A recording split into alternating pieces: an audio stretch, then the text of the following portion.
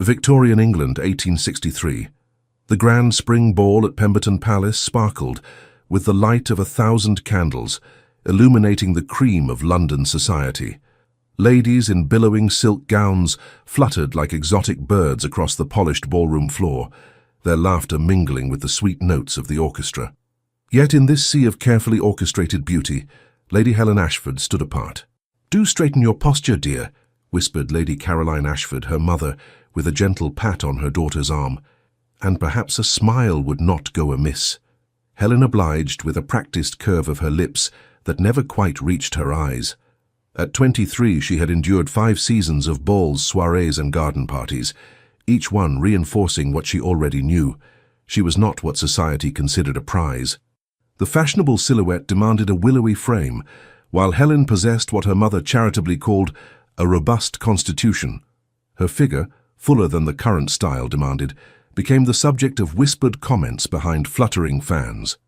"I believe I shall take some air, Mother," Helen murmured, smoothing the emerald silk of her gown. "But Lord Fairchild's son has only just arrived," her mother protested. "Your father says he has excellent prospects, and I'm certain he'll find a suitable match before supper is announced," Helen replied, with a gentle firmness that brooked no argument.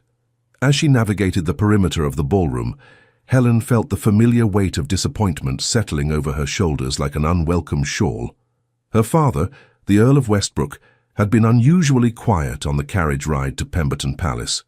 She had caught the concerned glances between her parents, another season passing, their only daughter still unwed, their hopes dimming with each declined invitation to dance. Helen found refuge in a relatively quiet alcove, partially concealed by a potted palm. From this vantage point, she observed the elegant choreography of society at play. Young debutantes with narrow waists and practiced giggles circled prospective suitors like delicate butterflies. Matrons with calculating eyes evaluated potential matches, measuring worth in acres and annual incomes. "You appear to be cataloguing the follies of mankind with remarkable attention to detail, Lady Helen." The deep voice startled her from her observations. She turned to find herself facing a tall figure dressed in impeccable evening attire.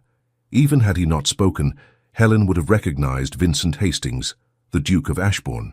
His reputation preceded him like a shadow, brilliant in business, merciless to rivals, and possessing a fortune that made even the most established families take notice. "Your Grace," Helen curtsied, hoping her surprise wasn't evident. "I was merely taking a moment's respite from the festivities." "A diplomatic answer," he remarked, his piercing grey eyes studying her with unexpected intensity. "Though I suspect you were contemplating how quickly you might escape without causing offence to your parents." Helen felt a flush rise to her cheeks. "You presume to know my thoughts remarkably well for someone with whom I've exchanged perhaps 10 words in all our previous encounters." A smile played at the corner of his mouth, not the practiced social smile she had seen him employ with others, but something more genuine. "Forgive me. I only meant to suggest that you seem as enthused about these proceedings as I typically am." The orchestra began the opening notes of a waltz, and couples moved toward the center of the ballroom. "One waltz with me, Lady Helen," the Duke said suddenly, "and you'll be my wife." Helen blinked, then let out a startled laugh. "My goodness, Your Grace, what a peculiar jest." "Is it?" His expression remained inscrutable, his hand extended toward her in invitation. "Surely you cannot be serious," Helen replied, glancing around to see if others were witnessing this strange exchange. "Perhaps I am. Perhaps I'm not," he answered, his eyes glinting with something she couldn't quite identify. "Does it matter? It's only a dance, after all." Something in his challenge awakened a spark of defiance in Helen. All evening she had been overlooked, dismissed by gentlemen seeking prettier, wealthier, more conventional partners. What harm could there be in one dance, even if the partner was the infamous Duke of Ashbourne? "Very well," she placed her hand in his. "Though I warn you, Your Grace, I may tread upon your toes. I'm not known for my grace on the dance floor." "I shall consider myself warned," he replied, leading her toward the center of the ballroom. As they took their positions, Helen became acutely aware of the curious glances directed their way. The Duke of Ashbourne rarely danced, and never with someone like her, a lady of good family but unremarkable beauty, with no exceptional dowry to recommend her. His hand at her waist was firm but respectful, as they began to move in time with the music. Helen had expected awkwardness, but found instead that they moved together with surprising ease. "You lied about your dancing abilities, Lady Helen," the Duke observed, after a particularly smooth turn. "Perhaps I merely wished to lower expectations," she countered. "A strategic approach," he nodded, the ghost of a smile appearing again, though unnecessary in this instance. As they continued to dance, Helen found herself studying the Duke's face, handsome in a severe way, with features that spoke of determination rather than classical beauty. His reputation for ruthlessness seemed at odds with the careful way he guided her through the steps of the waltz. "May I inquire as to why you singled me out this evening?"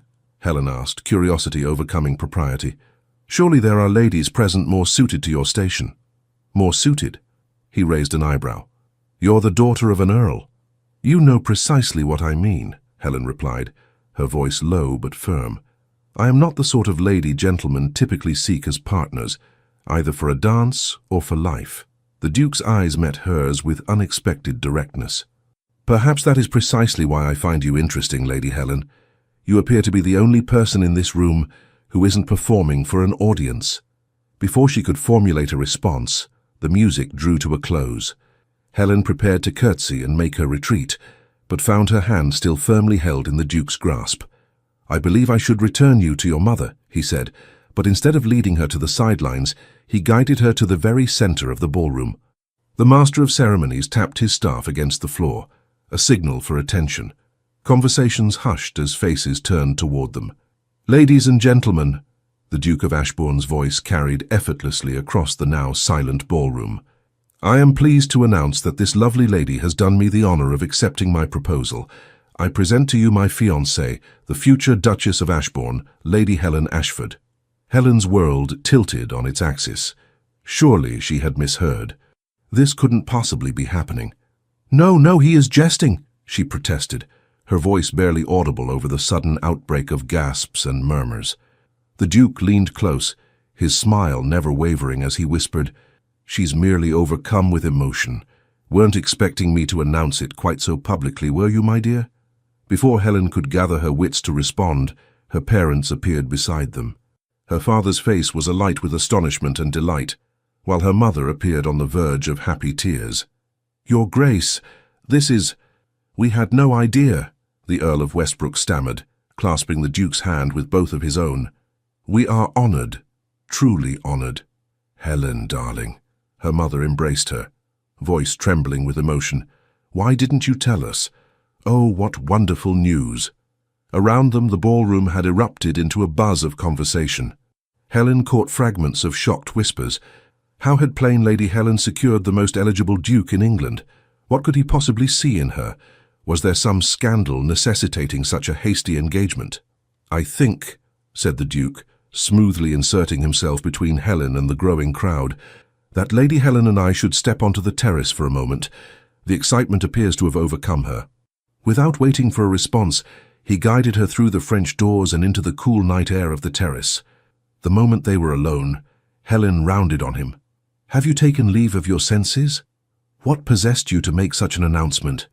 Her voice shook with a mixture of anger and disbelief. The Duke's composed facade slipped for the first time that evening, revealing a flash of what appeared to be genuine confusion. "I must confess, Lady Helen, I did not expect you to accept my invitation to dance. When you did—" He paused, seeming to search for words, a novelty for a man known for his commanding presence.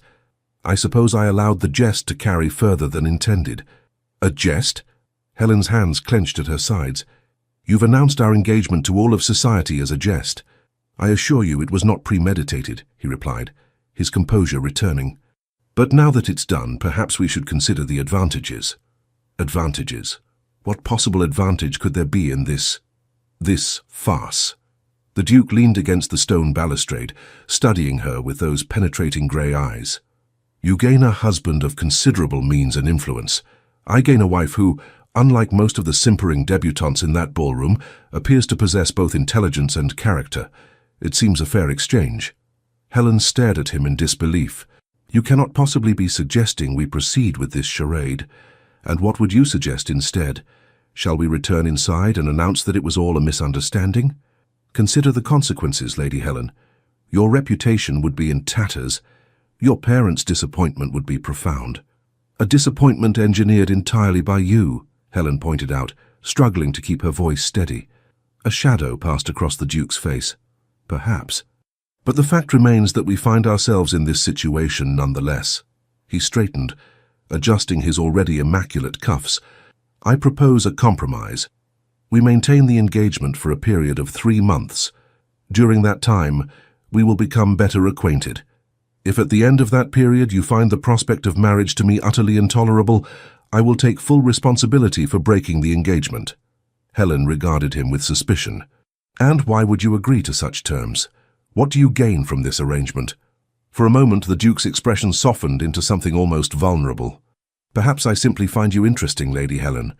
Is that so difficult to believe? Before she could respond, the terrace doors opened and her parents emerged, followed by several curious onlookers. "There you are!" her mother exclaimed. "Everyone is waiting to congratulate you both." The Duke offered his arm to Helen, his expression once again unreadable. "Shall we, my dear? Our audience awaits." With the weight of expectation pressing down upon her and no viable escape presenting itself, Helen placed her hand on his arm.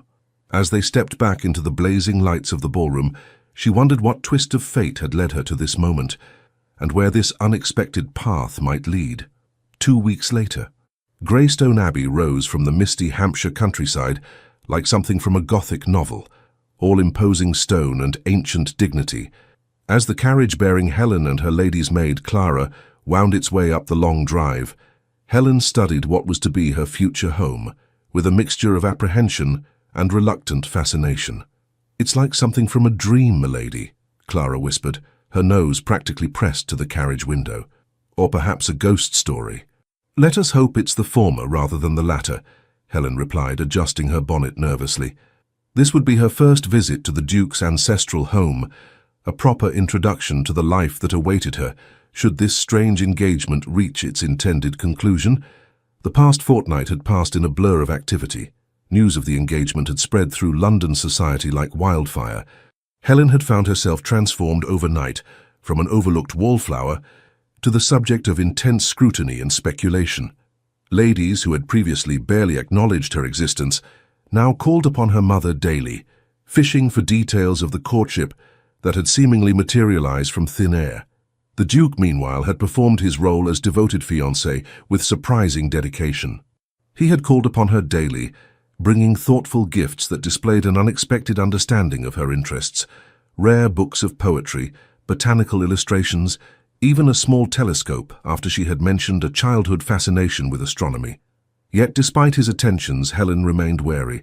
She had caught glimpses of a different man behind the polished facade, moments of genuine wit, flashes of vulnerability quickly masked.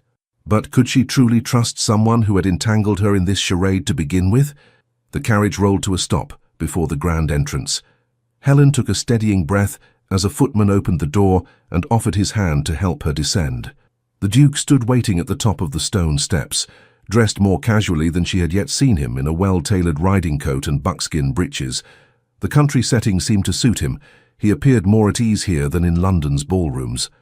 "Lady Helen," he bowed slightly, taking her hand. "Welcome to Greystone Abbey." "Your Grace," she curtsied, acutely aware of the servants' curious glances. "Thank you for the invitation." "Vincent, please," he corrected, offering his arm. "If we are to maintain this charade convincingly, you might as well use my given name." Helen hesitated only momentarily before placing her hand on his sleeve. "Very well, Vincent, though I must confess it feels rather improper." A smile tugged at the corner of his mouth. "I suspect we left propriety behind the moment I announced our engagement at Pemberton Palace." He led her through the massive oak doors into a soaring entrance hall. Despite the grandeur of the architecture, with its vaulted ceilings and ancient tapestries, the interior was surprisingly warm and welcoming. "Mrs. Harrington, my housekeeper," Vincent introduced a stately woman who approached with a respectful curtsy. "She will show you to your chambers. I thought you might appreciate some time to refresh yourself after your journey." "That would be most welcome," Helen agreed, suddenly conscious of the dust from the road that clung to her traveling costume. "Excellent. Luncheon will be served at 1 o'clock in the morning room," Vincent said. Afterward, if you're amenable, I thought I might show you the grounds. As Helen followed Mrs. Harrington up the grand staircase, she couldn't help but wonder at the Duke's solicitousness. If this was merely a performance for the benefit of his staff, it was remarkably convincing. Her chambers proved to be a delightful suite overlooking the rose garden. Sunlight streamed through tall windows, illuminating the elegant but comfortable furnishings. Clara had already begun unpacking her trunks under the supervision of a young housemaid assigned to assist them. "His Grace had the rooms redecorated, my lady," Mrs. Harrington informed her with obvious pride. "The Duchess's suite has not been used since his mother's passing, but the Duke was most insistent that it be prepared for your arrival." Helen felt a pang of something indefinable at this information. "It's beautiful," she said sincerely. "Please convey my appreciation to His Grace." After Mrs. Harrington departed, Clara helped Helen change into a fresh day dress of lavender muslin.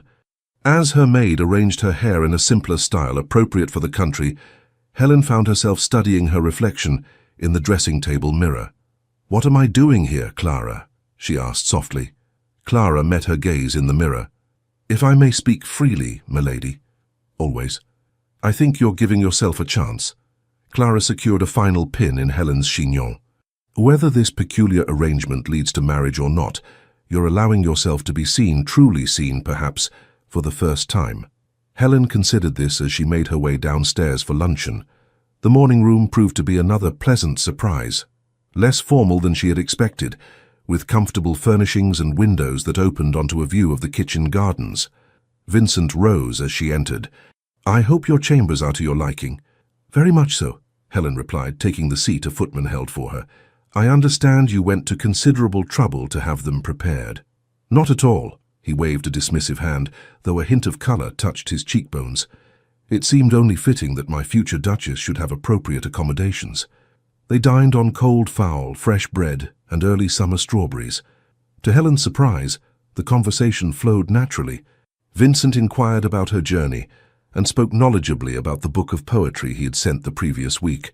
"I must confess," she said as they finished their meal, "I find it difficult to reconcile the man before me with the ruthless businessman I've heard described in London drawing rooms."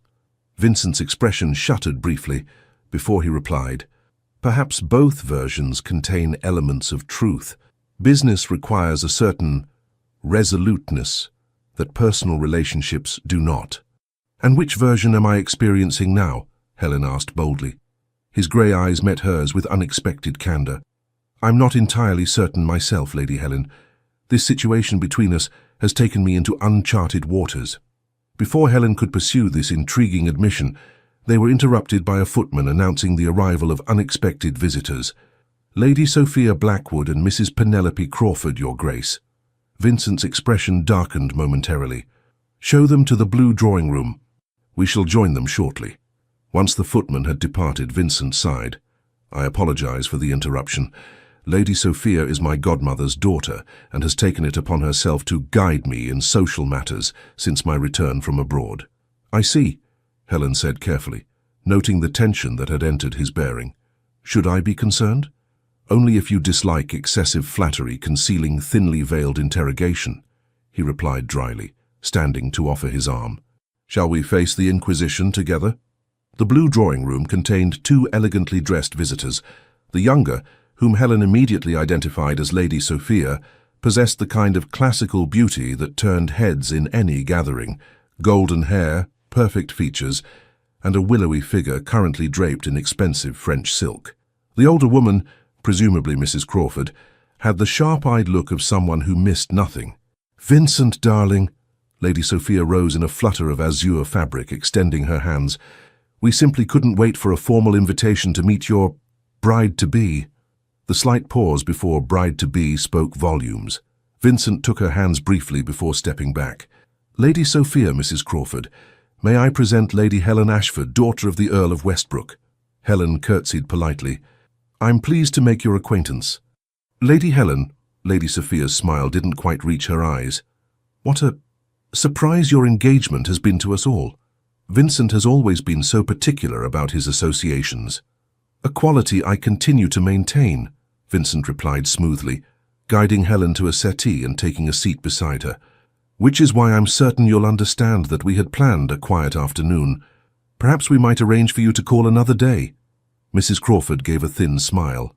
"Now, Your Grace, we've travelled all this way.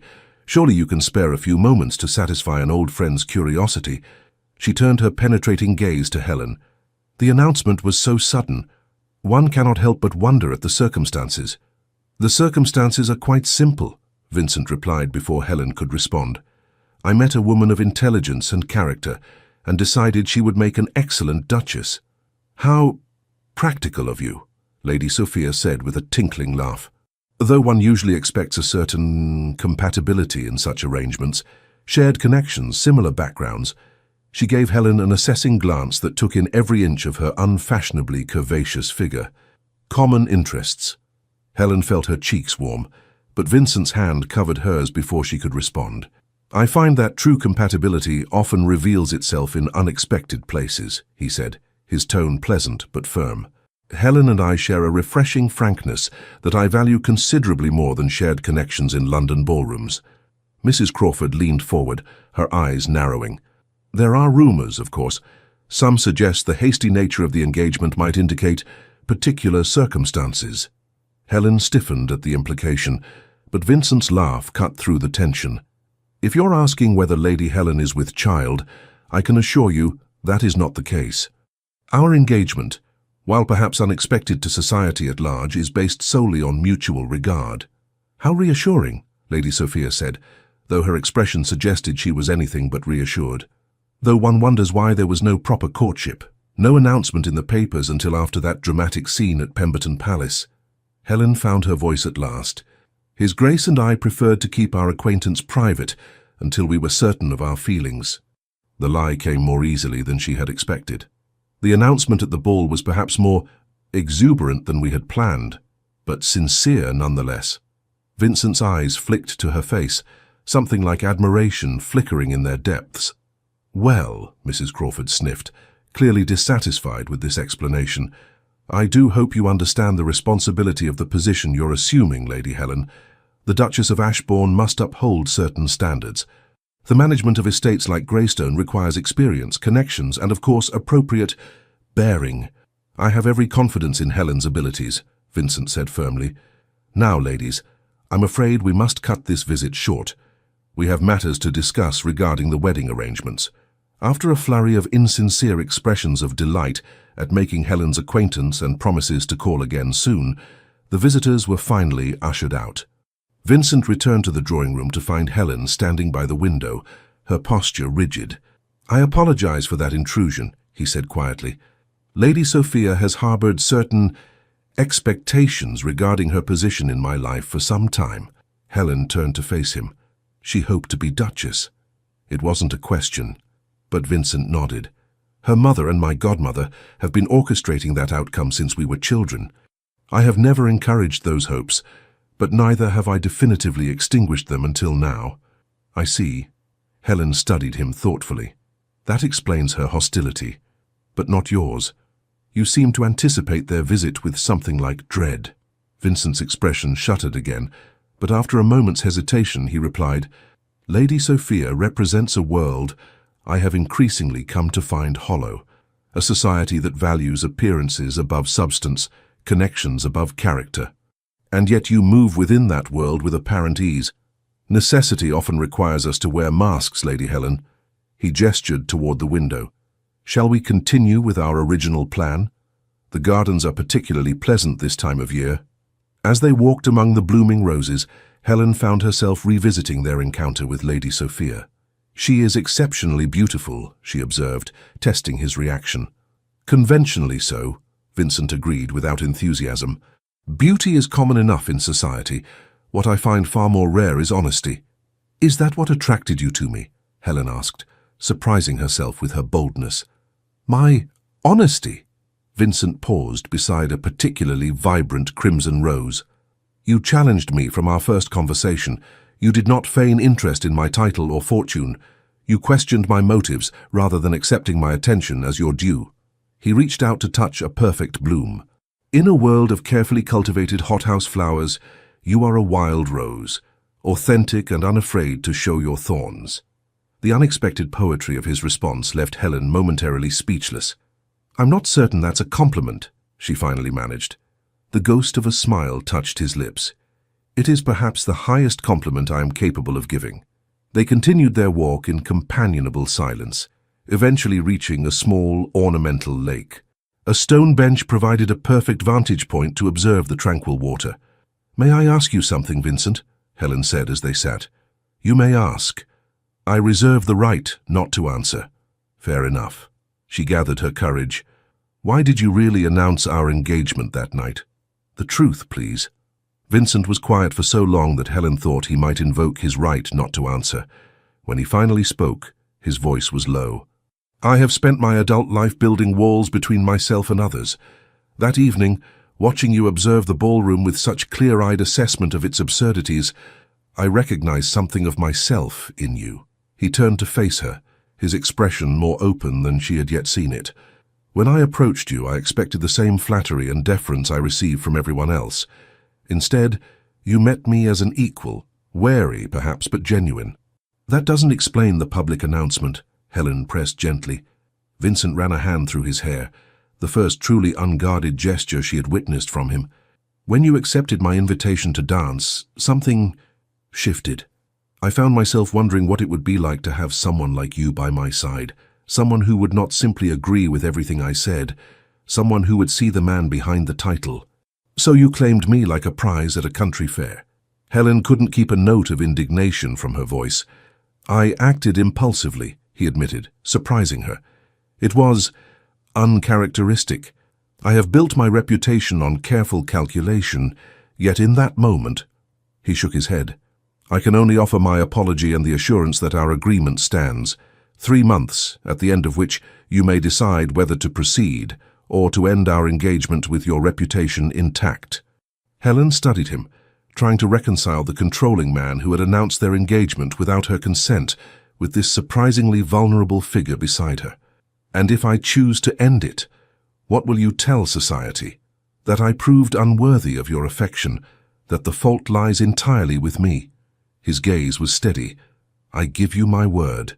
Before Helen could respond, they were interrupted by the sound of approaching footsteps. A severe-looking man in formal attire appeared on the path. "Forgive the interruption, Your Grace, but an urgent message has arrived from London. It concerns the Harrington investments." Vincent's expression immediately transformed, the vulnerability vanishing behind the mask of the calculated businessman. "I'll attend to it directly, Simmons." He turned to Helen with a bow. "Please excuse me, Lady Helen. Duty calls." As he strode away, Helen remained on the bench, contemplating the puzzle that was Vincent Hastings. Which was the true man? The ruthless Duke of reputation, the impulsive suitor who had claimed her at the ball, or the surprisingly thoughtful companion of this afternoon? And more troubling still, why did she find herself increasingly drawn to discovering the answer? 1 month later. "I absolutely refuse to discuss this matter further," Vincent's voice carried from behind the closed door of his study. "My decision is final." Helen paused in the corridor, hesitant to intrude on what was clearly a tense conversation. She had arrived at Greystone Abbey that morning for a week-long visit, accompanied by her mother as propriety demanded. After settling in, she had sought out Vincent to discuss the upcoming dinner with the local gentry, their first public appearance as an engaged couple in Hampshire society. "You cannot be serious about this marriage," came another voice, female, cultured, and unmistakably Lady Sophia's. "Think of your position, your reputation." Helen knew she should withdraw, but found herself rooted to the spot. "My position and reputation are precisely why I make my own choices in this matter," Vincent replied, his tone cooling further. "I neither seek nor require your approval, Sophia. But she is all wrong for you. Too plump, too opinionated, too ordinary. What will people say? They will say that the Duke of Ashbourne chose a woman of intelligence and character, rather than an empty-headed society puppet." A sound of frustration from Lady Sophia. "This is about your father, isn't it? This ridiculous rebellion against everything he valued." "Enough!" Vincent's voice cracked like a whip. "My father's values brought nothing but misery to all who depended on him, including my mother. I'll thank you not to invoke his memory in my house." "Vincent, please." Lady Sophia's tone softened to a honeyed plea. We have known each other since childhood. Everyone has always expected that we would eventually— Your expectations are not my obligation, Vincent interrupted. Now, I believe this conversation is concluded. Helen hastily retreated several steps before the door opened. Lady Sophia emerged, her perfect features flushed with anger. She froze when she spotted Helen. "Eavesdropping, Lady Helen? How appropriate for a future duchess." Her voice dripped with disdain. Before Helen could respond, Vincent appeared behind Sophia. His expression shifted subtly when he saw Helen, the cold mask softening into something warmer. "Helen," he stepped forward, deliberately placing himself between the two women. "I wasn't aware you had arrived." "I trust your journey was pleasant." "Quite pleasant, thank you," Helen replied evenly, refusing to be provoked by Lady Sophia's accusation. "Mother and I have just settled in." "Splendid." "Lady Sophia was just leaving," Vincent said pointedly. Sophia's mouth tightened, but she managed a brittle smile. "Indeed I was. Do enjoy your rustic celebration with the local gentry." She directed a final barbed glance at Helen. "So fitting for your future duchess to practice with the minor nobility before attempting to manage London society." With that parting shot, she swept down the corridor, her expensive silk rustling with each angry step.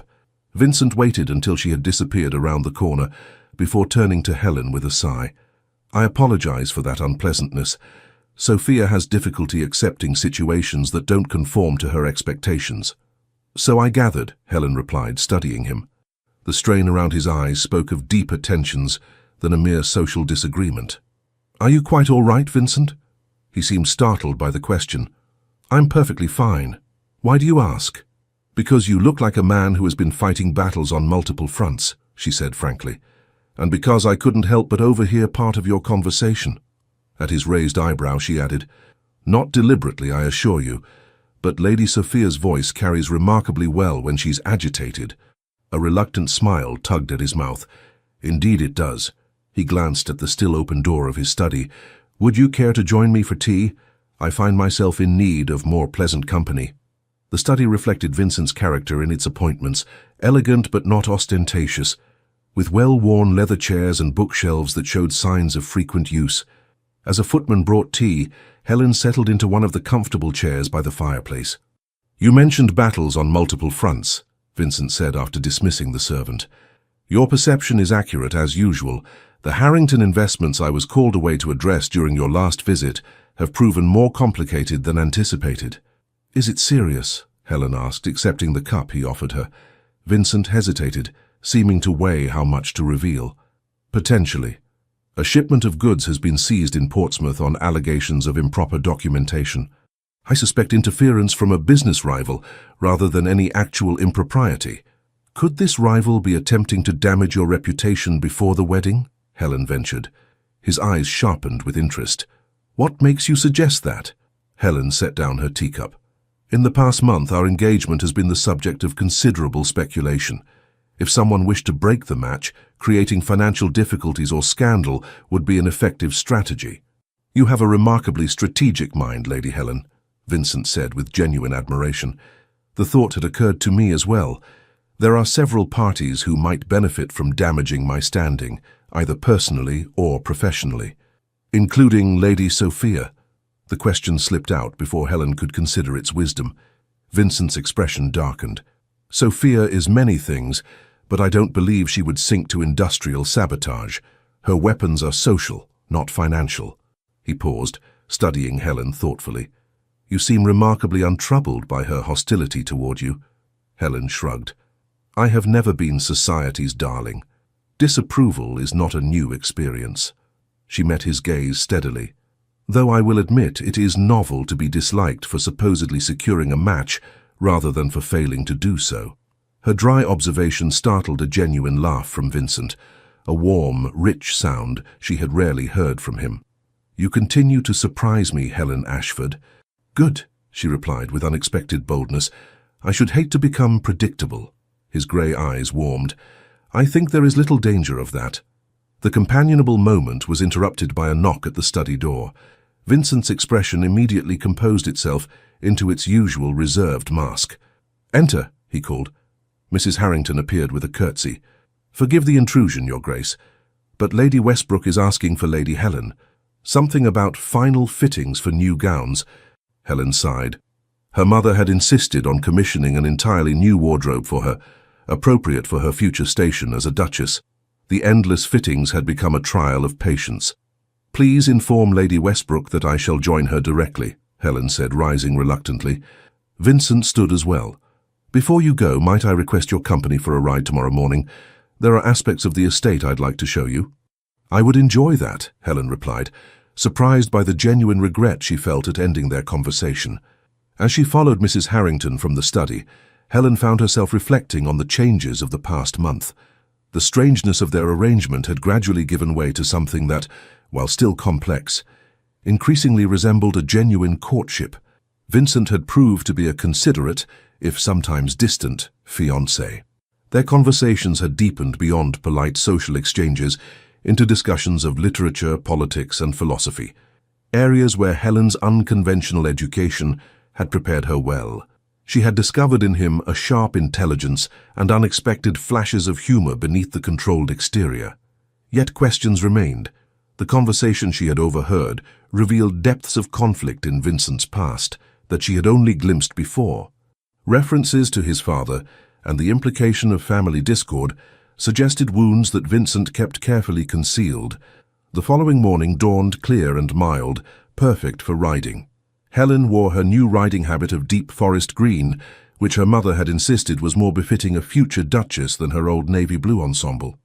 As she descended to the entrance hall, she found Vincent waiting, dressed in riding attire that emphasized his athletic build. "So you look remarkable, Lady Helen," he said, his admiration appearing entirely genuine.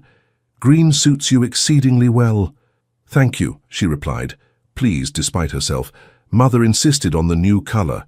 She has become quite determined that I should look the part of a duchess." "You require no artificial enhancement to do so," Vincent said, offering his arm to escort her outside. "Your natural dignity would suit any station." The horses awaited them in the courtyard, a spirited chestnut gelding for Vincent and a gentle bay mare for Helen. "I took the liberty of selecting Persephone for you," Vincent said, as a groom helped Helen mount. "She has a mild temperament, but enjoys a good gallop when given the opportunity." "Much like myself," Helen observed with a smile, settling into the side saddle. "Mild-mannered until provoked." Vincent's eyes crinkled with amusement as he swung up onto his own mount. An apt comparison. "Shall we?" They rode at a leisurely pace through the estate's extensive grounds. Vincent proved to be a knowledgeable guide, pointing out various features of the land and explaining innovations he had implemented in farming practices. The previous method of crop rotation was woefully outdated, he explained as they passed a field where workers were busy with early summer planting.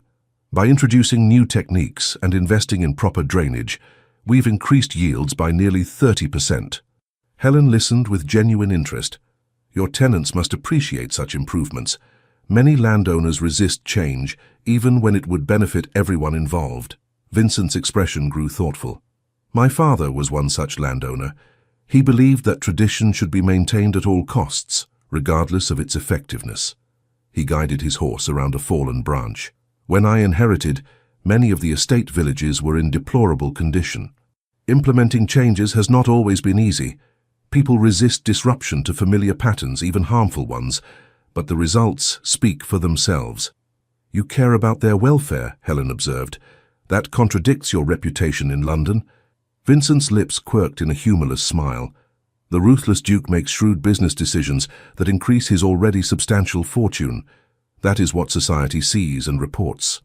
They rarely look beyond the surface to question how those profits are employed." They crested a small hill, and Vincent reined in his mount. Below them spread a neat village of stone cottages surrounding a small green. A new schoolhouse stood at one end, its slate roof gleaming in the morning sun. "Ashbourne Village," Vincent explained. "We've rebuilt most of the cottages over the past 5 years, adding proper ventilation and sanitation. The schoolhouse was completed last autumn. All children of the estate receive education until the age of 12, regardless of their parents' station." Helen studied him with new understanding. "This is where your shipping profits go." He nodded, a hint of vulnerability crossing his features before being carefully masked. "My mother, suffered greatly from my father's indifference to the welfare of those dependent on him. I swore that when the estate came into my hands, things would be different. The personal admission hung between them, significant in its rarity. Helen sensed there was much more to the story, but knew better than to press.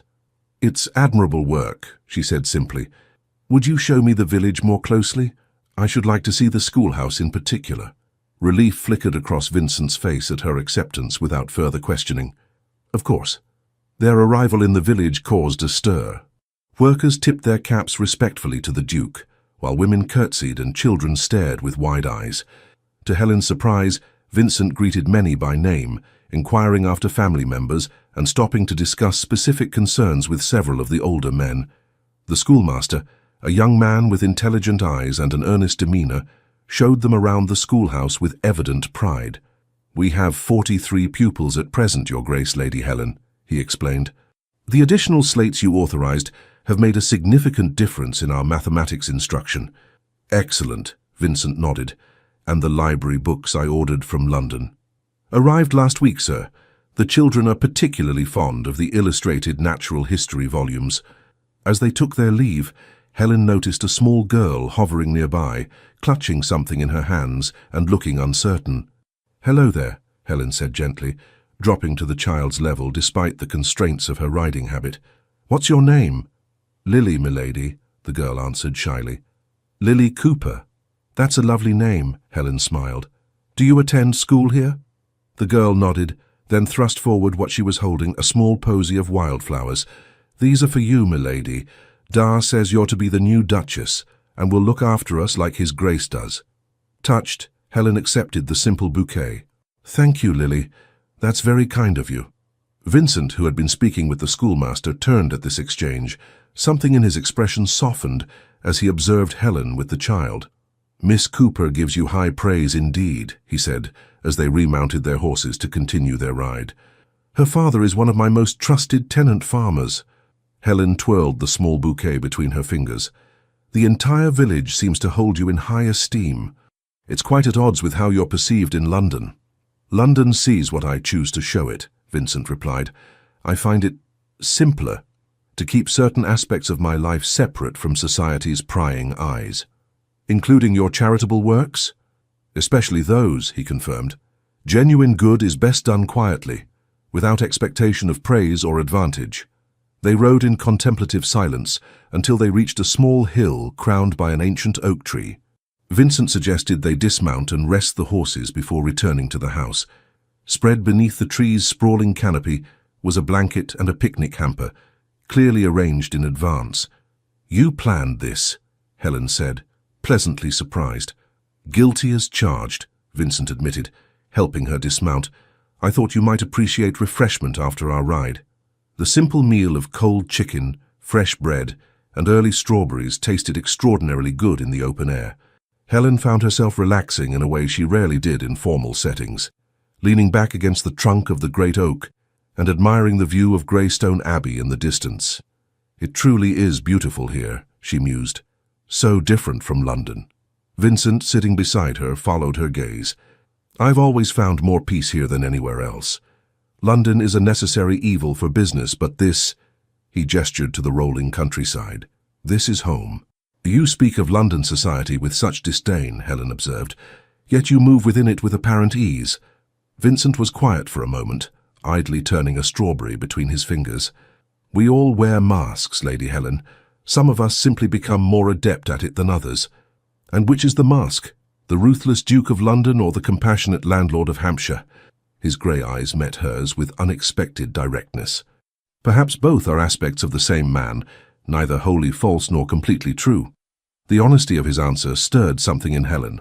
"I believe I prefer the Hampshire version, though I suspect both are necessary in their proper contexts." "And what of you?" Vincent asked, his voice softening. "What masks do you wear, Lady Helen Ashford?" The question caught her off guard. I'm not certain I understand. Don't you?" His gaze was gentle but perceptive. The dutiful daughter who endures London seasons, despite knowing she doesn't fit society's mold. The accomplished, educated woman who pretends to care about embroidery and gossip to please her mother. The fiancé who agreed to maintain our charade out of concern for her family's feelings rather than her own desires. Helen felt unexpectedly exposed, as though he had seen through carefully constructed defenses she hadn't even realized she maintained.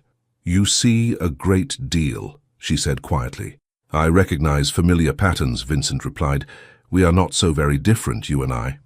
A gentle breeze stirred the leaves above them, creating a dappled pattern of sunlight and shadow across the blanket. In this peaceful moment, removed from the constraints and expectations of society, Helen found herself studying Vincent with new eyes.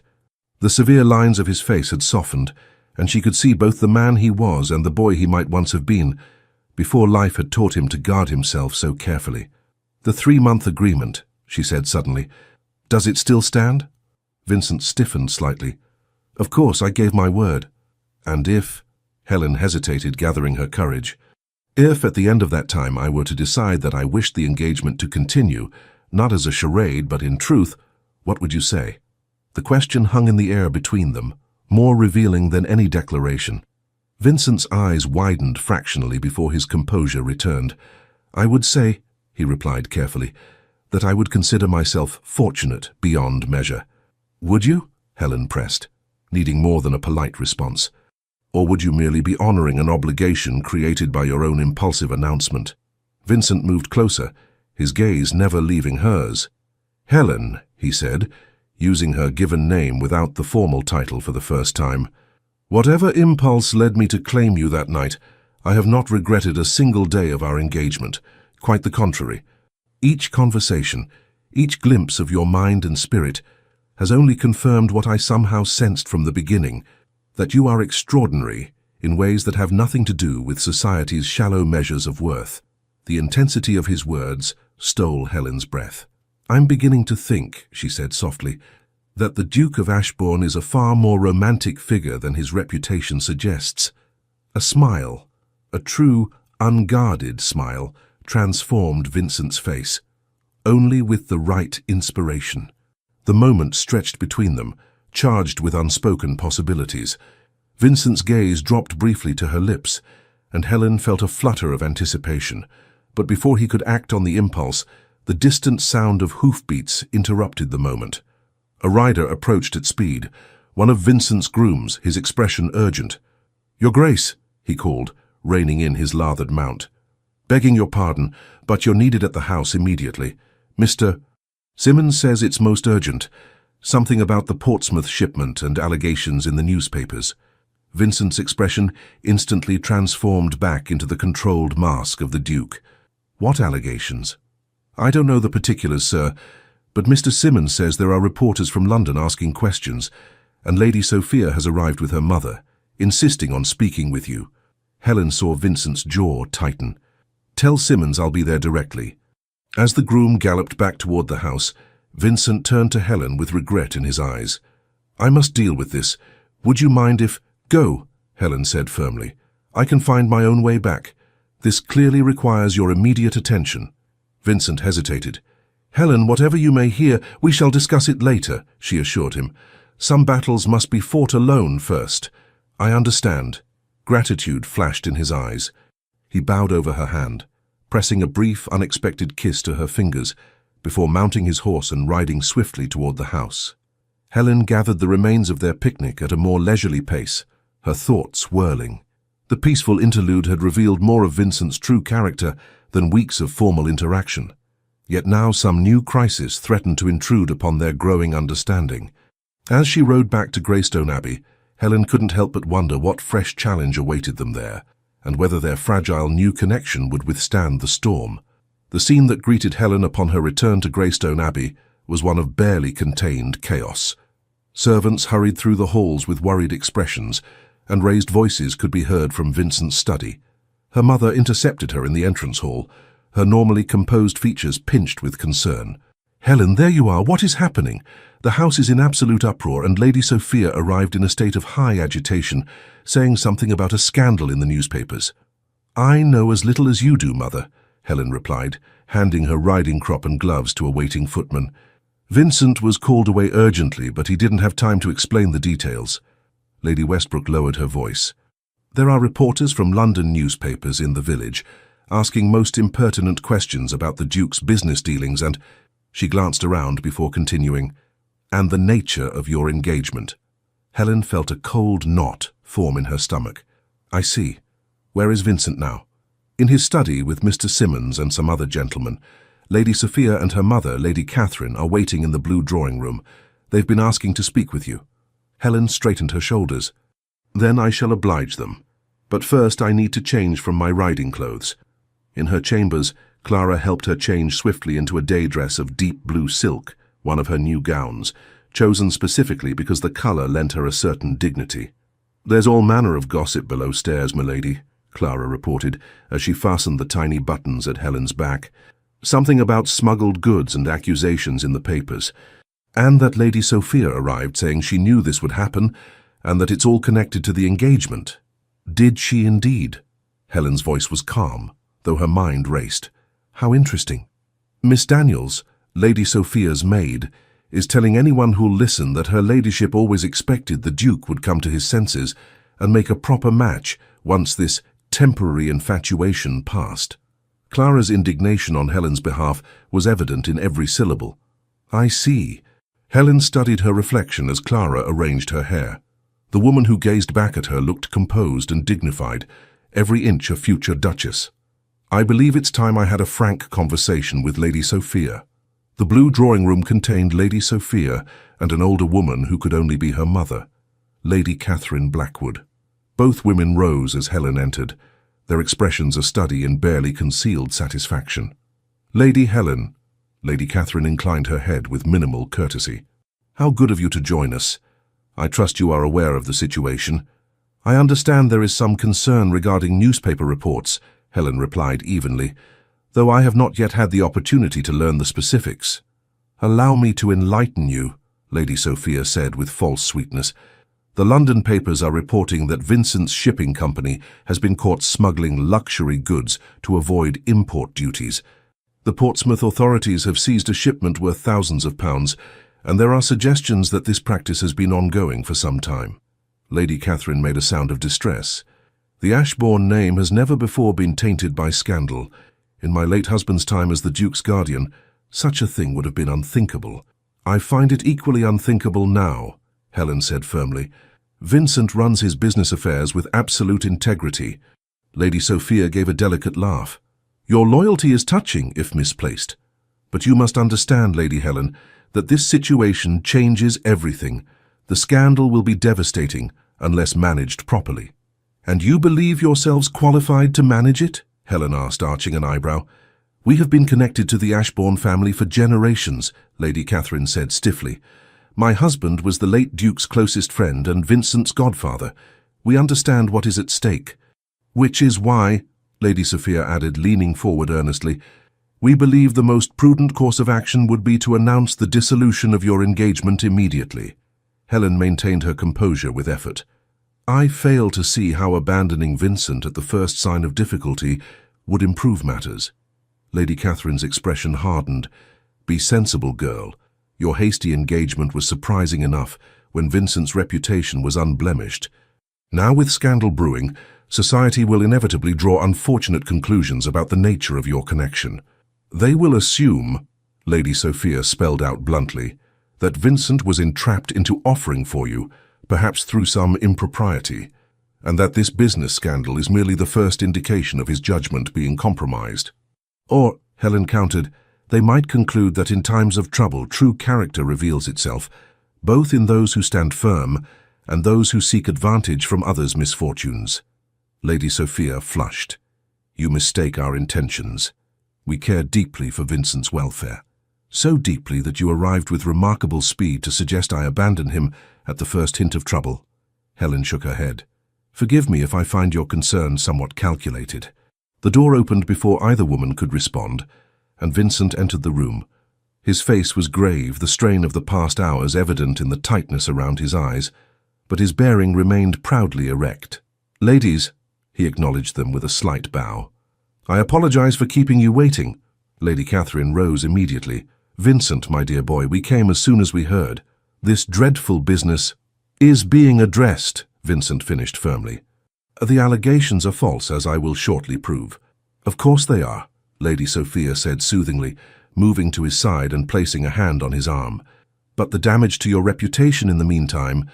We've been discussing with Lady Helen the wisdom of postponing the wedding until this matter is resolved. Vincent's gaze shifted to Helen, a question in his eyes.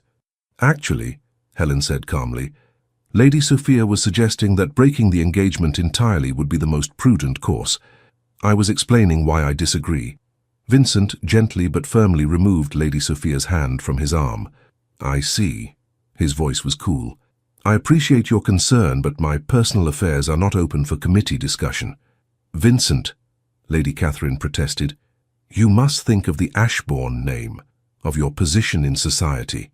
No scandal of this nature will be addressed directly and decisively, Vincent interrupted. The facts will speak for themselves once they are brought to light. He moved to stand beside Helen. As for my engagement, it stands. Indeed, Lady Helen and I were discussing this very morning the possibility of moving the wedding date forward rather than postponing it. Helen managed to hide her surprise at this unexpected declaration. They had discussed no such thing, but she understood immediately what Vincent was doing, asserting control of the narrative and denying his detractors the satisfaction of seeing his personal life disrupted by their machinations. How impulsive, Lady Sophia said, her voice strained. One might almost wonder if there are additional reasons for such haste. The only reason, Vincent replied with deliberate emphasis, is that I see no purpose in delay when my mind is quite decided. He placed his hand over Helen's where it rested on the back of a nearby chair. Now, if you'll excuse us, I need to speak privately with my fiancé. Lady Catherine drew herself up with wounded dignity. I see our concern is unwelcome. Come, Sophia. We shall return to London immediately. You're welcome to stay the night, Vincent offered with perfect courtesy, though his tone suggested he expected, and preferred, refusal. No, I think not, Lady Sophia replied tightly. Clearly our presence is superfluous now that you have such a steadfast supporter in Lady Helen. After they had departed, Vincent led Helen to his study, dismissing the servants with instructions not to disturb them unless absolutely necessary. Once they were alone, he sank into a chair with a weary sigh, the carefully maintained facade cracking to reveal genuine exhaustion. I apologize for involving you further in this mess, he said, rubbing a hand across his face, and for the presumption of announcing plans to advance our wedding without consulting you. It seemed the most effective way to silence their immediate interference. It was, Helen agreed, taking the seat opposite him. Now, tell me the truth of this situation. What exactly is happening? Vincent studied her for a moment as if assessing how much to reveal. Then, apparently deciding on complete candor, he explained. The Portsmouth shipment contains French silks and other luxury goods. The documentation is entirely in order, with all appropriate duties paid. However, someone has bribed officials to claim irregularities and has simultaneously planted stories in the newspapers suggesting smuggling and tax evasion. Who would do such a thing? Helen asked. I have my suspicions, Vincent replied grimly. Lord Richard Harrington, a business rival who has opposed me in several recent ventures, stands to benefit considerably if my reputation is damaged. The timing is particularly suspicious, as I'm currently negotiating to purchase controlling interest in a shipping line he has also been pursuing. You mentioned this Harrington investment before, Helen recalled. Could Lady Sophia or her mother be involved as well? Vincent hesitated. I would not have thought them capable of industrial sabotage. Social manipulation is more their style. But the coincidence troubles me. They appeared remarkably quickly after the news broke. As if they were anticipating it, Helen suggested. Precisely. Vincent leaned forward, his expression intent. The most damaging aspect of this situation is the speed with which the allegations have spread. Someone ensured that the newspapers received anonymous information simultaneously with the seizure of the goods. What will you do? I've sent my solicitor to Portsmouth with all the original documentation proving the legality of the shipment. My agent in London is speaking with the newspaper editors, demanding retractions, and I've dispatched letters to my most important business associates assuring them of the falsehood of these claims. Helen considered this information carefully. You need to address the source as well as the symptoms. If Lord Harrington is indeed behind this, he must be dealt with directly. Vincent's eyebrows rose slightly at her strategic thinking. Yes, but carefully. Accusing a peer of the realm of criminal actions without incontrovertible proof would only worsen the situation. Then we must obtain such proof, Helen said simply. Who handles Lord Harrington's shipping arrangements? Who might have access to his correspondence? Every conspiracy requires multiple participants, and not all will be equally loyal or discreet. A slow smile spread across Vincent's face. Helen Ashford, you have a positively devious mind beneath that proper exterior. I prefer to think of it as practical, she replied with a small smile of her own. Now, about this accelerated wedding date. Was that merely a stratagem to thwart Lady Sophia, or did you mean it? Vincent's expression grew serious. It was a tactical response in the moment, but he rose and came to kneel beside her chair, taking her hands in his. If you would consider it, not out of obligation or to counter this scandal, but because you wish it, I would be honored to make you my Duchess sooner rather than later. The sincerity in his eyes took Helen's breath away. This was no longer the calculated arrangement they had begun with, but something far more meaningful. What of our 3-month agreement? She asked softly. You promised me time to decide. And I stand by that promise, Vincent replied. If you wish to wait, we shall wait. I would not have you rush into a decision of such magnitude without complete certainty.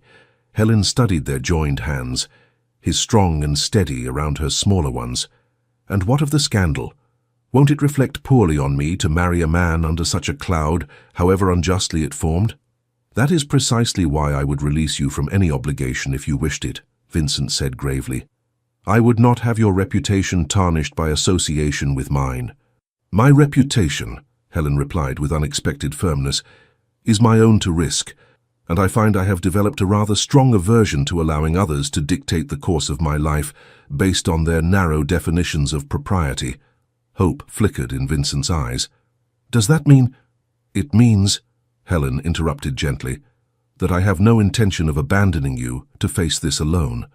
As for hastening the wedding, she paused, considering her words carefully. I believe we should resolve the immediate crisis before making such a decision, not out of doubt or hesitation, but because I would have our wedding day unclouded by scandal or speculation.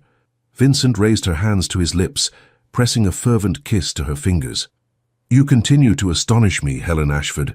When I made that impulsive announcement at Pemberton Palace, I could not have imagined finding a woman of such strength and character.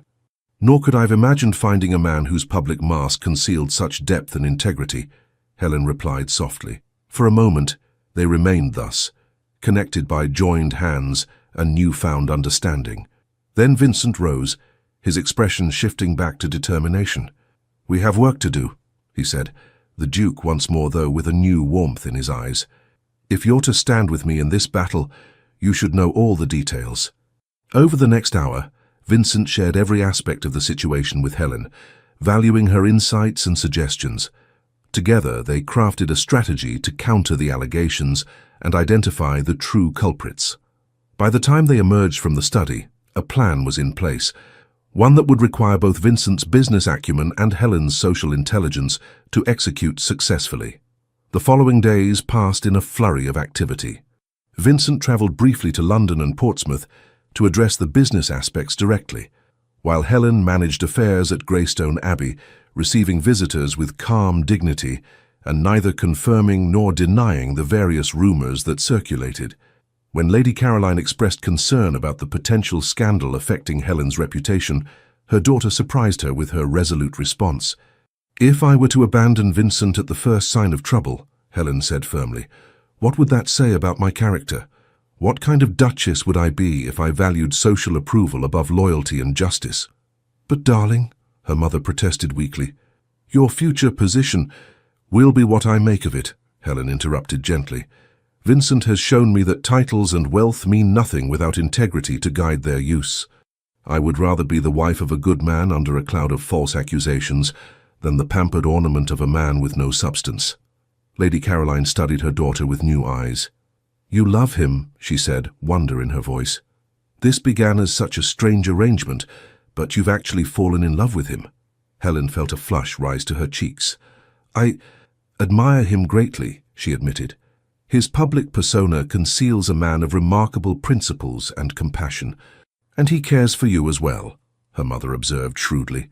I've seen how he looks at you when he thinks no one is watching. Whatever peculiar circumstances brought you together, I believe you may have found something genuine amid the artifice. Vincent returned from London 3 days later with an expression of grim satisfaction. He sought Helen immediately, finding her in the library where she was composing correspondence. "We have him," Vincent announced without preamble. Harrington's clerk came forward with evidence. Apparently his conscience couldn't bear the weight of the deception any longer. Helen set aside her pen, relief washing over her. What exactly did he reveal? Letters in Harrington's hand, instructing the bribery of customs officials and the placement of false stories in the newspapers. But more interestingly, Vincent's expression darkened. Correspondence between Harrington and Lady Catherine Blackwood, discussing how best to create a scandal that would force me to reconsider certain personal decisions. They were working together, Helen said, the pieces falling into place. Lady Catherine saw an opportunity to secure your marriage to Sophia by discrediting you and making me appear a liability. Precisely. Though Harrington's primary motivation was financial, Lady Catherine's was entirely personal. She has apparently harbored hopes of joining our families since Sophia was in the cradle. What will happen now? The newspapers will print retractions tomorrow. The customs officials involved have been dismissed and may face charges. As for Harrington, Vincent's mouth set in a grim line. He faces financial ruin. Several of his investors have withdrawn their support in light of his actions. And Lady Catherine and Sophia will find themselves notably absent from society's most exclusive gatherings for the foreseeable future. And us? Helen asked softly. What of us, Vincent? He crossed the room to her side, taking her hands and drawing her to her feet. That depends entirely on what you want, Helen. Our 3-month agreement still stands if you wish it. Or, she prompted when he hesitated, or you could agree to marry me in truth, not as part of a charade or arrangement, but because, against all expectations, we have found in each other something genuine and valuable. Helen studied his face, the face that had become so dear to her over these past weeks. The stern lines had softened when he looked at her, the grey eyes warm with an emotion she had come to recognize as love. When you announced our engagement at Pemberton Palace, she said carefully, I thought it the most mortifying moment of my life. I was certain you were mocking me, the plain, overlooked daughter of an earl, suddenly claimed by the most eligible duke in England. Vincent winced. It was unconscionable of me. I acted on impulse without... Helen placed her fingers gently against his lips, silencing him. Let me finish. What began as mortification became confusion, then curiosity, then admiration.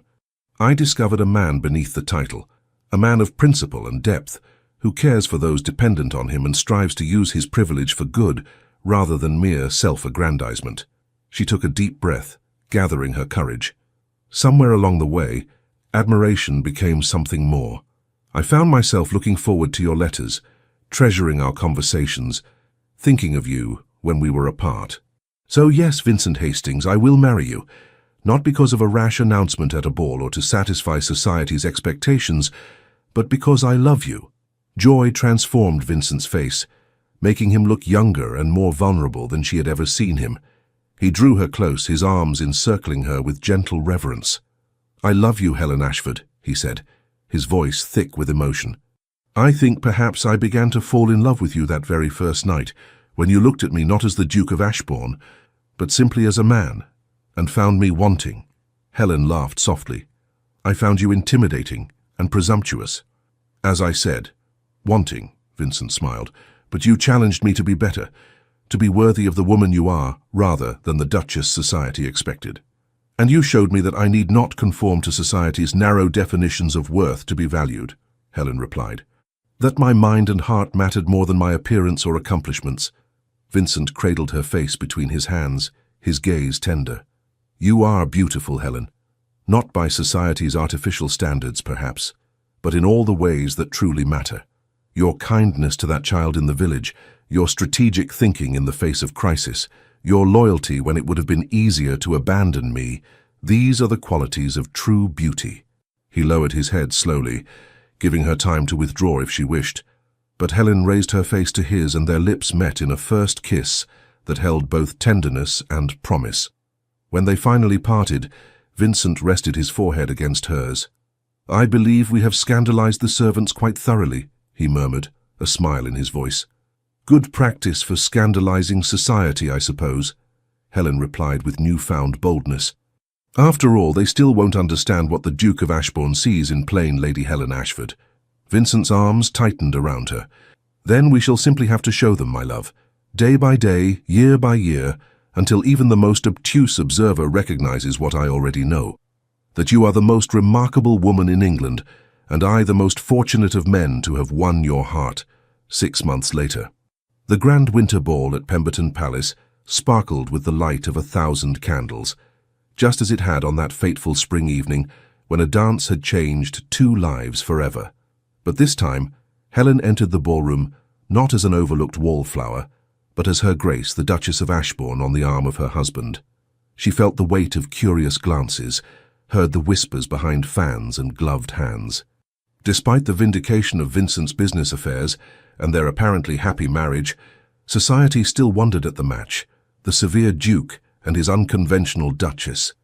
Lady Sophia stood across the room, her beauty as striking as ever, but her expression sour as she watched them. Beside her, her mother maintained a rigid dignity, though both women had lost considerable social standing when their plot with Lord Harrington had been exposed. "She still resents me," Helen observed quietly to Vincent. "And will likely continue to do so indefinitely," he replied, unconcerned. "Though her prospects have improved recently, I hear Lord Fairchild's son has begun to pay her marked attention." "The same Lord Fairchild's son my mother once hoped would notice me," Helen noted with ironic amusement. "Life takes unexpected turns, does it not?" Vincent's hand covered hers where it rested on his arm, his touch warm and reassuring. "The best turns are the ones we never see coming." The orchestra began the opening notes of a waltz, the same waltz they had danced to all those months ago. Vincent turned to Helen with a formal bow, though his eyes danced with private mischief. "One waltz with me, Duchess," he said with deliberate echo of that first night, "and you'll be my wife." Helen laughed, the sound bright and unrestrained. "I believe that particular bargain has already been fulfilled, Your Grace." "So it has," Vincent agreed, leading her onto the dance floor, "though I find myself wishing to renew it daily for the rest of our lives." As they moved in perfect harmony across the ballroom, Helen reflected on the journey that had brought them to this moment. From a jest that wasn't truly a jest, through misunderstanding and revelation, to a love neither had expected to find.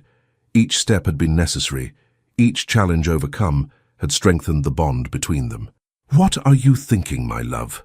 Vincent asked softly as he guided her through a turn. Helen smiled up at him, no longer the uncertain woman who had once feared she would never find acceptance. "I'm thinking that some games, when played with the right partner, can lead to the most unexpected victories." Vincent's eyes warmed with understanding and love, and some declarations, even when made impulsively, can reveal truths we hadn't yet acknowledged to ourselves. As they continued their dance, observed by all of society, Helen felt none of the self-consciousness that had plagued her throughout previous seasons. The weight of others' opinions had lightened, replaced by the certainty of her own worth, and of Vincent's unwavering regard. "The Countess of Elderwood is practically vibrating with curiosity," Vincent murmured, nodding subtly toward a formidable matron watching them intently. "She cornered me earlier to express her astonishment at how well our match has turned out." "How generous of her," Helen replied dryly. "And what did you tell her?" "That I consider myself the most fortunate man in England to have secured a wife of such intelligence, character, and beauty, and that if society cannot recognize your value, it merely confirms my low opinion of society's discernment." Helen felt a flush of pleasure at his words. "You didn't." "I most certainly did," Vincent affirmed with a hint of the stern Duke that had once intimidated all of London. It's time society adjusted its narrow definitions rather than expecting exceptional women to diminish themselves to fit arbitrary molds.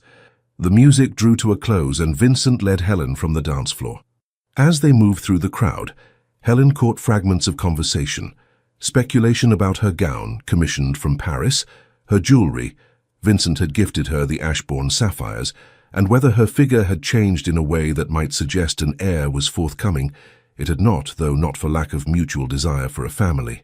"Shall we silence the gossips once more?" Vincent asked, a gleam of mischief in his eyes as they reached a relatively quiet corner. "What did you have in mind?"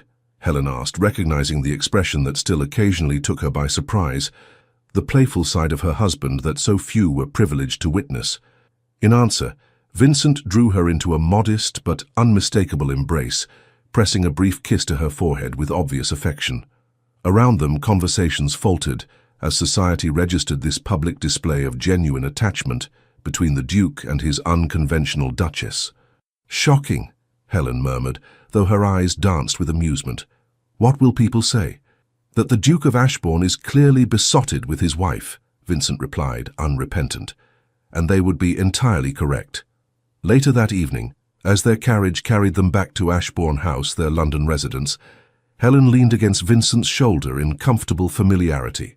"I received a letter from Clara today," she said, referring to her former lady's maid who had recently married the schoolmaster from the village near Greystone Abbey.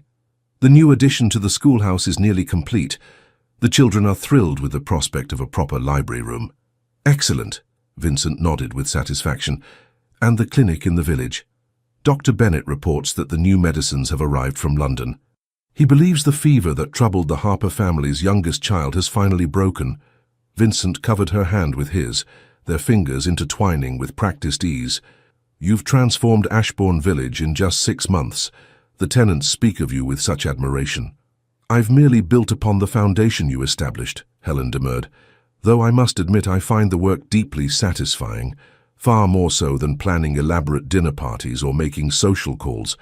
"Yet you manage those duties with remarkable grace as well," Vincent observed. "The diplomatic way you handled the ambassador's wife last week was nothing short of masterful." Helen smiled at the memory. "She reminded me of Lady Sophia, all polished exterior concealing a rather barbed interior. Once you learn to recognize the type, they become easier to manage." The carriage turned onto the quiet street where Ashbourne House stood, its windows glowing with welcoming light. As they approached, Helen reflected on how completely her life had changed since that spring evening, when a simple waltz had altered her destiny. "Happy?" Vincent asked softly, studying her contemplative expression. "Immensely," she replied without hesitation. "Though sometimes I still find myself marveling at the strange path that brought us here. If you hadn't approached me that night, if I hadn't accepted your invitation to dance, if I hadn't made that impulsive announcement," Vincent added, a shadow of old regret crossing his features. Helen turned to face him fully. "I've never asked you directly what made you do it. What possessed you to announce our engagement before all of society when we had barely exchanged more than a dance?" Vincent was quiet for a moment, seeming to search for the right words. "There was a moment during our waltz," he finally said, "when you looked at me, not with the deference or calculation I was accustomed to, but with clear-eyed assessment. You saw me, Helen. Not the title, not the fortune, but the man beneath. And in that moment I realized how rare that was, how precious." His hand tightened around hers. "The announcement was impulsive, yes, but the impulse came from a recognition, perhaps not fully conscious even to myself, that I had found something unique and valuable that I was unwilling to relinquish." "Even though you barely knew me?" Helen asked, touched by his explanation but still wondering at the risk he had taken. "Even then," Vincent confirmed, "though I will admit I had no idea how completely my initial impression would be confirmed and exceeded as I came to know you truly." The carriage came to a stop before their home. Vincent helped Helen descend, but paused before they ascended the steps to the front door. "In business," he said thoughtfully, "I've often trusted my instincts. Those immediate impressions that arise before conscious thought has time to analyze, they've rarely led me astray." His eyes, warm in the light spilling from the house, met hers. "With you it was the same, an instinctive recognition that defied logical explanation but proved profoundly true." Helen smiled, reaching up to touch his cheek tenderly. "Then I'm grateful for your impulsiveness, Your Grace. It led to the happiest of outcomes, despite our rather unconventional beginning." "And you, my love?" Vincent asked as they climbed the steps together. "What made you stay when you could have cried off, claimed a misunderstanding, escaped the charade?" Helen considered this as they entered the warmth of their home. Curiosity at first, she admitted, as a footman took their outer garments. Then pride. I refused to be intimidated by Lady Sophia and her ilk. But then, she paused, searching for words to express the gradual transformation of her feelings. Then I began to see glimpses of the man behind the Duke, the way you knew the names of every tenant child, the books you chose as gifts, showing you'd actually listened to my interests rather than assuming what a lady should prefer, the respect with which you treated those in your employ. They ascended the grand staircase together, retiring to the private sitting room that connected their respective chambers, though in truth they rarely slept apart. By the time the scandal erupted, Helen continued as Vincent poured them each a small glass of sherry, I found I could no more abandon you than I could stop breathing, not out of obligation or propriety, but because my heart was already yours, though I scarcely recognized it myself. Vincent handed her a glass, his expression tender. We are quite the pair, aren't we? Both of us discovering our true feelings almost by accident, through a charade that became more genuine than either of us anticipated. Perhaps not so accidental, Helen mused, sipping her sherry thoughtfully.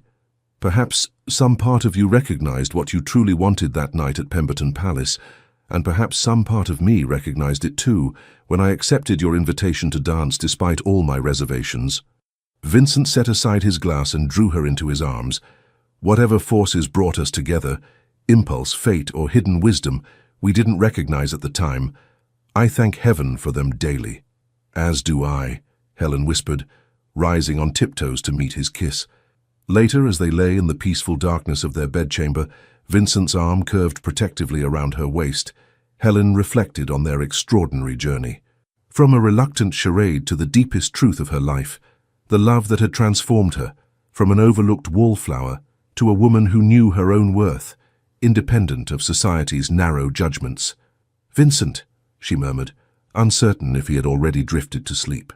Yes, my love. His voice was drowsy but attentive. Do you ever wonder what might have happened if you hadn't made that announcement? If we had simply danced and parted, returning to our separate lives?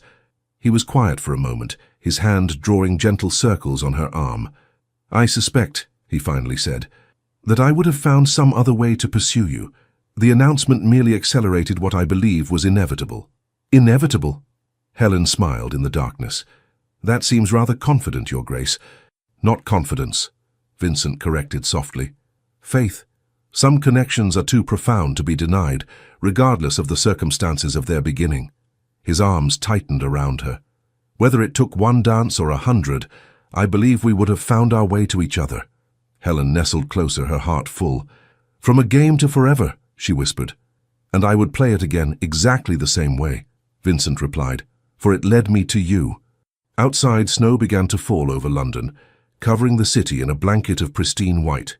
But within the walls of Ashbourne House, the Duke and his Duchess lay wrapped in the warmth of a love that had begun with a simple waltz and a bold declaration, a love that would continue to deepen through all the seasons of their lives together. For what had started as just a game had become the most precious reality, a truth more beautiful and enduring than either could have imagined on that spring evening when a dance had changed their destinies forever. The end. Dear listener, as the final notes of our story fade like the last candles at Pemberton Palace, I invite you to linger a moment longer in this quiet space between tales. In Vincent and Helen's unexpected journey, perhaps you glimpsed something of your own path through life's grand ballroom. How many of us, in our 7th or 8th decade, still carry the weight of society's judgments from years past? Those whispers that once told us we were too much of this or too little of that, too plump, too outspoken, too cautious, too bold. Helen's transformation reminds us that it's never too late to shed the confining corsets of others' expectations. At 23, she discovered her worth beyond the measuring tape of Victorian society. At 60, 70, or beyond, we too can still surprise ourselves by stepping into new dances, by allowing ourselves the freedom of 2nd, 3rd, or 4th chapters. Vincent's discovery that the masks we've worn for decades can become so familiar we forget they are not our true face speaks to those of us who've spent lifetimes perfecting our public performances. What courage it takes to set aside these comfortable disguises, to allow someone to see the vulnerability beneath our carefully constructed fortifications. Yet what freedom awaits in that tender unveiling? The silver threads now gracing your temples carry wisdom that your younger self could only imagine. Like the ancient oak that sheltered our lovers' picnic, you have weathered storms that once seemed unbearable, shed leaves you thought essential, and still stand, perhaps altered, but undefeated by time's passage. Tonight, as you settle into rest, may you release the weight of judgment, both from others and from that sometimes harsh voice within. Like the Duke's ancestral home transformed by Helen's presence, your years are not a burden, but a beautifully weathered estate, each crack and crease telling stories of resilience, of love both given and received, of battles fought and wisdom earned. Tomorrow, when dawn breaks, may you greet it with the quiet confidence of those who know that true value, like true love, only deepens with the passing seasons. Your hands may bear the marks of time, but they are all the more beautiful for the lives they've touched, the burdens they've carried, the joys they've celebrated. In a world that too often worships at the altar of youth, be like our Helen, standing firm in the knowledge that character, kindness, and authentic presence will always outshine the fleeting sparkle of artificial standards. Your worth was never found in fitting into society's narrow definitions, but in the unique melody you've contributed to life's grand orchestra. Sleep well tonight, wrapped in the assurance that your story, with all its unexpected turns and beautiful imperfections, is still unfolding, still worthy of being told, still captivating those fortunate enough to know its narrator. With profound gratitude, Legends of the Fall team. Thank you so much for staying with us until the end of this story. If this story touched your heart, please like this video, leave us a comment, and share it with someone you think would enjoy it too. We invite you to subscribe to our channel and help support our storytelling project, so we can continue crafting new tales full of love, redemption, and transformation. And don't forget, at the end of this video, another suggested story will appear. Click and be surprised by another unforgettable journey from the bottom of our hearts. Thank you.